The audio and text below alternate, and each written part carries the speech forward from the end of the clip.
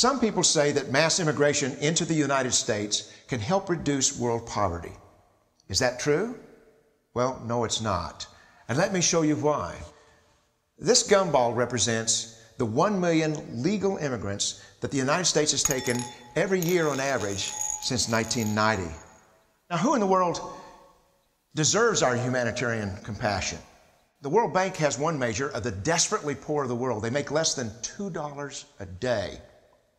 And how many people make less than $2 a day in the world? Well, let's start with Africa. In Africa alone, there are 650 million people who make less than $2 a day. 650 million. And in India, another 890 million people, desperately poor. China adds another 480 million people, making less than $2 a day. And unfortunately, the rest of Asia has a heartbreaking 810 million people who the World Bank says make less than $2 a day.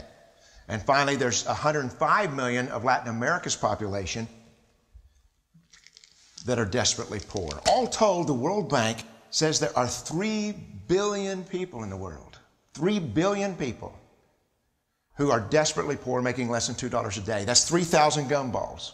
And every year, we take 1 million and suggest that we've somehow made a humanitarian difference. The plurality of people come from Mexico. And Mexico is poor. How many people in the world live in countries that have average incomes lower than that of Mexico? And the World Bank tells us that that number is these 3 billion plus another 2.6 billion people. 5.6 billion people in the world who live in countries with average incomes below that of Mexico. That's 5,600 gumballs. And so what is it that the elites are telling us? They're telling us that when we take this 1 million immigrants, that we somehow or another are tackling world poverty. The impossibility of making even a dent is actually worse than it looks here. Because last year, when we took 1 million immigrants, these countries added, births over deaths, 80 million more people into the impoverished populations. And this year, Congress is bringing in 1 million legal immigrants. And this year, according to the United Nations, these countries are expected to add another 80 million people. And next year, you can be quite sure that Congress, unless stopped by the American voters, will bring in another 1 million immigrants. And these countries, unfortunately, will be adding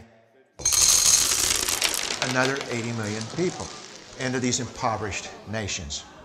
We could take 5 million a year, but we'd never get ahead of what's happening in these countries. Not in this century.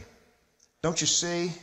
Immigration can never be an effective or significant way to deal with the suffering people of the world. They have to be helped where they live. Let's help them there.